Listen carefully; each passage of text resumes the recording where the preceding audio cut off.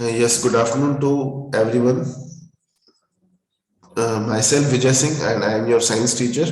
Today we will try to discuss a new topic from your science book. The number of the chapter is 14 and the name of the chapter is Chemical Effect of Electric Current.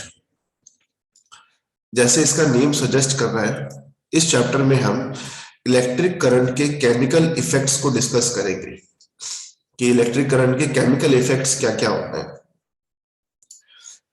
Electric current के बहुत सारे effect होते हैं। Electric current आप सभी जो है all of you know that what is the meaning of electric current. एक तो इलेक्ट्रिक करंट हमारे हाउसेज में है ना, हमारे हाउसेज में जो सप्लाई आती है वो इलेक्ट्रिक करंट ही है। प्लस जो बैटरी वगैरह जो सेल वगैरह जो होते हैं, जो ड्राई सेल हम रिमोट्स में, रिमोट कंट्रोल जो कार्स होती है, वॉच में यूज करते हैं, अलग अलग जगह पे जो सेल यूज करते हैं वो भी इलेक्ट्रिक करंट को प्रोड्यूस करते हैं। दोनों करंट अलग अलग टाइप के हैं। जो हमारे हाउसेज में जो जिस करंट की सप्लाई होती है that is the AC current, that is the alternating current, and the current which is supplied by the dry cells or the batteries, that is the direct current, that is the DC और direct current जिसको short में बोलते हैं। Electric current के बहुत सारे effect है। Generally जितने भी इलेक्ट्रिक करंट के इफेक्ट जब स्टडी की जाती है तो उस समय जो करंट, जिस करंट को हम मेंशन करते हैं, जिस करंट को कंसीडर करके एक्सपेरिमेंट परफॉर्म किए जाते हैं, those all are direct current, है ना। मतलब जो जितने भी एक्सपेरिमेंट करते हैं उसमें जो हम एज एन एक्सपेरिमेंट के लिए जो इंस्ट्रूमेंट्स लेते हैं उसमें हम बैटरी एज अ सोर्स लेते हैं। We take battery as a source of current. तो बैटरी से जो करंट प्रोड्यूस होता है वो डायरेक्ट करंट होता है। अब डायरेक्ट करंट के कौन कौन से इफेक्ट होते हैं? You might have studied the magnetic effect of current. एक magnetic effect of electric current होता है। जिस पर्टिकुलर प्रिंसिपल पे मोटर काम करती है ना, इलेक्ट्रिक जो मोटर होती है, जो वाटर पंप हम यूज करते हैं अपने हाउस होल्ड्स में, है ना, जो वाटर पंप होता है या फिर जो जनरेटर होता है, इलेक्ट्रिकल जनरेटर जो होता है, जो इलेक्ट्रिसिटी को प्रोड्यूस करता है, they works on the principle of magnetic effect of electric current. तो इलेक्ट्रिक करंट के बहुत सारे इफेक्ट हैं।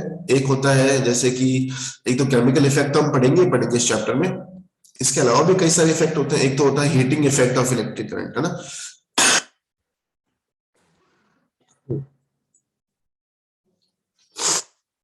आपने जरूर पढ़ा होगा heating effect of electric current. Heating effect of electric current means जब किसी वायर में से करंट पास होती है ना, जब किसी वायर में से करंट पास होती है तो क्या होता है, बेसिकली वो जो वायर होती है या फिर वो जो इंस्ट्रूमेंट होता है वो गर्म होना स्टार्ट हो जाता है या फिर हीट अप होना स्टार्ट हो जाता है, हीट का प्रोडक्शन स्टार्ट हो जाता है। That effect of the electric current is known as heating effect of electric current. Similarly जब किसी वायर में से करंट फ्लो होती है तो वो वायर एक मैग्नेट की तरह बिहेव करना स्टार्ट कर देता है और उसके आसपास एक मैग्नेटिक फील्ड क्रिएट हो जाती है। This effect of electric current is known as magnetic effect of electric current. And similarly, जब हम वायर में से करंट को फ्लो करते हैं तो जो केमिकल्स इलेक्ट्रिक करंट कंडक्ट करते हैं तो उनमें से जो है इलेक्ट्रिक करंट स्टार्ट होना, करंट जो है फ्लो होना स्टार्ट हो जाता है। That is known as chemical effect of electric current. इसी टॉपिक को हम इस चैप्टर में और ज्यादा जो है डिटेल में डिस्कस करेंगे। जैसे जितनी भी जो बैटरीज होती है ना, जितने भी जो ड्राई सेल होते हैं, जो बैटरीज हम अपने हाउस होल्ड में यूज करते हैं, उनके अंदर क्या स्टोर होता है? उनके अंदर केमिकल स्टोर होता है। और वो केमिकल से क्या प्रोड्यूस हो रहा होता है? इलेक्ट्रिक करंट प्रोड्यूस हो रहा होता है ना। इलेक्ट्रिक करंट केमिकल से प्रोड्यूस हो रहा है, तो केमिकल से कहीं ना कहीं इलेक्ट्रिक करंट प्रोड्यूस हो रहा है। और इसी तरह से इलेक्ट्रिक करंट भी जो है कहीं ना कहीं केमिकल्स को फॉर्मेशन में, आयनाइजेशन की फॉर्मेशन में हेल्प करता है। इसी को हम बोलते हैं chemical effect of electric current. And this is the topic we are going to discuss today, है ना। Today we are starting the discussion, very interesting topic. And this topic is very activity based topic. Some of the activities you can perform easily at your home, and some of the activities you require precautions of the elders or the teachers का precautions चाहिए होगा, साथ में उनका होना जरूरी है। ठीक है सर, तो स्टार्ट करते हैं चैप्टर की। First of all we will read the chapter and then I will explain the chapter along with the explanation and reading. Both the part will be simultaneously done.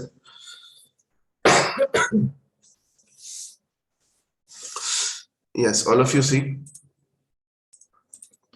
Your elders might have cautioned you against touching an electrical appliance with wet hands. But do you know why it is dangerous to touch an electrical appliance with wet hands? Yes, it is very dangerous to touch an electric appliance with wet hands. आपके elders, आपके जो बड़े घर में हैं, आपके जो parents हैं, आपके भैया दीदी हमेशा आपको मना करेंगे कि किसी भी स्विच को ऑन करना है या किसी स्विच को ऑफ करना है तो कभी भी वेट हैंड्स के साथ में ऐसा नहीं करना है, क्योंकि वो डेंजरस हो सकता है। ऐसा इसीलिए क्योंकि जो वाटर होता है that is a good conductor of electricity. Water is a good conductor of electricity और वाटर के थ्रू जो करंट है आपकी बॉडी में इजीली फ्लो कर सकता है और आपको एक इलेक्ट्रिक शॉक लग सकता है, इसीलिए जो है कहीं जाते। अब यहाँ पे मैंने एक टर्म यूज की थी गुड कंडक्टर्स ऑफ इलेक्ट्रिसिटी, क्योंकि आप एक 8th क्लास के स्टूडेंट है तो मैं ये एज्यूम कर सकता हूं कि 8th क्लास के स्टूडेंट को इतना पता होगा कि what are the good conductors of electricity and what are the bad conductors of electricity. The substance which allow the electric current to flow through them are known as good conductors of electricity, and the substance which do not are known as bad conductors of electricity. ऐसे substance जो अपने में से electric current को पास होने देते हैं उनको हम गुड कंडक्टर्स ऑफ इलेक्ट्रिसिटी बोलते हैं, जैसे कि कॉपर, एल्यूमिनियम, है ना, कॉपर हो गया, एल्यूमिनियम हो गया, और भी कई सारे हैं, जैसे वाटर, हमारे घरों में जो ड्रिंकिंग वाटर होता है वो भी गुड कंडक्टर ऑफ इलेक्ट्रिसिटी है। It also allow the electric current. हमारी जो खुद की बॉडी है, जो हमारी ह्यूमन बॉडी है, ह्यूमन बॉडी भी इलेक्ट्रिक करंट को फ्लो होने देती है अपने में से, that's why human body is also a good conductor of electricity. लेकिन ऐसे सब्सटेंस जो करंट को अपने से पास नहीं होने देते हैं, those substance which do not allow the electric current to pass through them are known as bad conductors of electricity. जैसे कि बहुत सारे एग्जांपल्स हैं, प्लास्टिक की जो चेयर होती है वो अपने में से करंट को फ्लो नहीं होने देती है, तो प्लास्टिक हो गया, रबर हो गया, है ना। तो ऐसे बहुत सारे सब्सटेंस हैं जो खुद में से करंट को फ्लो नहीं होने देते हैं, उन्हीं सब्सटेंस को हम बैड कंडक्टर्स ऑफ इलेक्ट्रिसिटी कहते हैं। Now moving further, all of you see, we have learned earlier that the materials which allow electric current to pass through them are good conductors of electricity. On the other hand, materials which do not allow the electric current to pass through them easily are poor conductors of electricity. In class 6th, we made a tester to test whether a particular materials allow the electric current to pass through it or not. Do you recall how the tester helped us to deciding that? अब here one discussion about one tester is there, है ना, एक tester की बात की हुई है। I hope आप सबको पता होगा कि टेस्टर क्या होता है। एक डायग्राम भी एक टेस्टर का दिया हुआ है, आप सभी देख सकते हैं। All of you can see a diagram also here. जैसा टेस्टर हमारे हाउस होल्ड में या फिर जो इलेक्ट्रिशियन होते हैं उनके पास में जैसा टेस्टर होता है उसका डायग्राम दिया हुआ है फिगर 14.1 में। आप देख सकते हैं ना, ये देखो, ये होता है tester which is generally available at our homes, और इलेक्ट्रिशियन जो ऐसे टेस्टर यूज करते हैं वो ये टेस्टर है। उसमें पीछे की तरफ छोटा सा एलईडी बल्ब लगा हुआ होता है ना, और हम इस टेस्टर की हेल्प से ये टेस्ट कर सकते हैं कि जो सब्सटेंस है वो गुड कंडक्टर ऑफ इलेक्ट्रिसिटी है या पुअर कंडक्टर ऑफ इलेक्ट्रिसिटी है। कैसे टेस्ट कर सकते हैं? हमें एक सर्किट बनाना होगा, हमें कंप्लीट सर्किट बनाना होगा, और अगर कंप्लीट सर्किट जब बन जाएगा तो अगर वो करंट जो है फ्लो हो पा रहा है पूरे सर्किट में, है ना, किसी सब्सटेंस में से पास कर देंगे करंट को, और उस सब्सटेंस में से करंट पास हो रहा है और बल्ब ग्लो कर जाए तो वो गुड कंडक्टर ऑफ इलेक्ट्रिसिटी है। अगर नहीं करे तो पुअर कंडक्टर ऑफ इलेक्ट्रिसिटी है। जैसे कि यहाँ पे एक एग्जांपल शो किया गया, आप देखिए, आप यहाँ पे एक सेल लिया गया है, a cell is there, a bulb is there, and tester का जो आगे वाला जो ये पार्ट है, this part of tester is generally made up of metal. किसका बना हुआ होता है? मेटल का बना हुआ होता है। and metal are good conductors of electricity. They allow the electric current to flow through them. तो ये जो सेल है, सेल में क्या प्रेजेंट है बच्चों? केमिकल्स प्रेजेंट है। सेल में क्या प्रेजेंट है? केमिकल्स प्रेजेंट है। और भी केमिकल किस में कन्वर्ट हो रहा है? करंट में कन्वर्ट हो रहा है। देखो आप, यस और नो मुझे बताओ, इस सेल के अंदर केमिकल्स है या नहीं है? यस, सेल के अंदर केमिकल है। और इस सेल में जो केमिकल है किस में कन्वर्ट हो रहे हैं बच्चों? इलेक्ट्रिक करंट में कन्वर्ट हो रहे हैं। और हम जैसे जैसे इस चैप्टर में आगे पढ़ेंगे तो आगे बढ़ेंगे तो हम ये पढ़ेंगे कि हम इलेक्ट्रिक करंट की वजह से जो है केमिकल्स भी जो है केमिकल्स का जो है इलेक्ट्रोप्लेटिंग कर रहे हैं या फिर अलग अलग प्रोसेसेस कर रहे हैं, तो वो केमिकल इफेक्ट ऑफ करंट में हम डिस्कस करेंगे इन डिटेल। तो ऑल ऑफ यू सी, यहाँ से जो इलेक्ट्रिक जो सेल से जो करंट आ रहा है वो इन वायर्स की हेल्प से यहाँ पे पहुंचा, यहाँ से फिर यहाँ पास हो रहा है और इजीली यहाँ बल्ब से पास होकर दोबारा यहाँ पहुंच रहा है। तो पूरा का पूरा सर्किट कंप्लीट हो गया, पूरा सर्किट कंप्लीट हो गया और इजीली बल्ब जो है ग्लो कर गया। इसका मतलब क्या हुआ कि टेस्टर का जो ये वाला पार्ट है, it is the good conductor of electricity, allows the electric current to pass through it.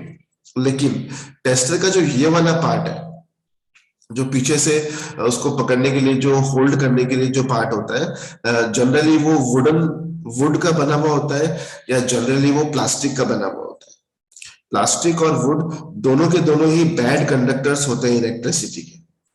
ठीक है, they do not allow the electricity to pass through them. तो आप देख सकते हैं इस एक्टिविटी में कि हमने जो सर्किट बनाया है, सर्किट में दोनों वायर्स को इसके टेस्टर से इस तरह से इस वाले पार्ट से लिंक किया है। और इस टाइम जो हमने इसको बैटरी से लिंक किया तो करंट फ्लो नहीं हो रहा और बल्ब ग्लो नहीं हो रहा है। क्योंकि बल्ब क्यों नहीं ग्लो हो रहा? क्योंकि ये जो पार्ट हमने यहाँ पे बीच में लगाया हुआ है, this part is a bad conductor of electricity, does not allow the electric current to pass through it. So ऐसे सब्सटेंस जो खुद में से करंट को पास होने देते हैं उनको हम गुड कंडक्टर्स कहते हैं। देखिए आप, मेटल यहाँ पे गुड कंडक्टर है और वहीं पर ये वाला सब्सटेंस जो खुद में से करंट को पास नहीं होने दे रहा, ये प्लास्टिक है। तो it is the poor conductor because it does not allow the electric current to pass through it. Okay, so I hope this topic is clear to all of you. Poor conductors and good conductors, ये topic basic topic है और मैं जानता हूँ कि कई बच्चों को ये चीजें पहले से पता होंगी, लेकिन क्योंकि ये चैप्टर का बेसिक है ना, तो एक बार ध्यान में वापस रिकॉल हो जाना अच्छी बात है। Okay, now see, we found that metals such as copper and aluminium conduct electricity, whereas materials such as rubber, plastic, and wood do not conduct electricity. However, so far we have used our tester to test materials which were in solid state. But what about liquids?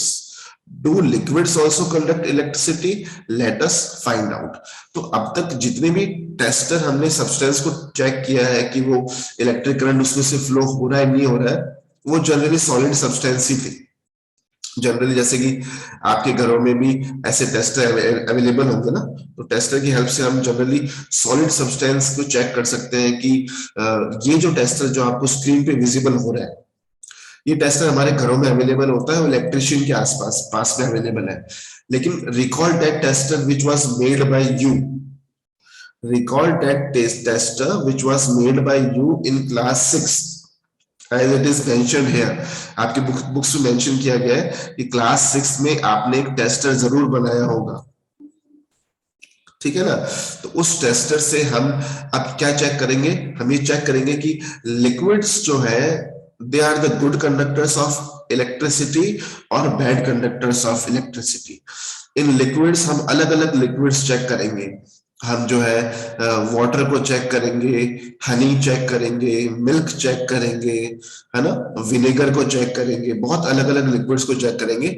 और हम अपने tester की help से ये देखेंगे कि are those liquids are good conductors of electricity or bad conductors of electricity. This we will check. Okay students, ठीक। Now I hope all of you are getting my audio properly.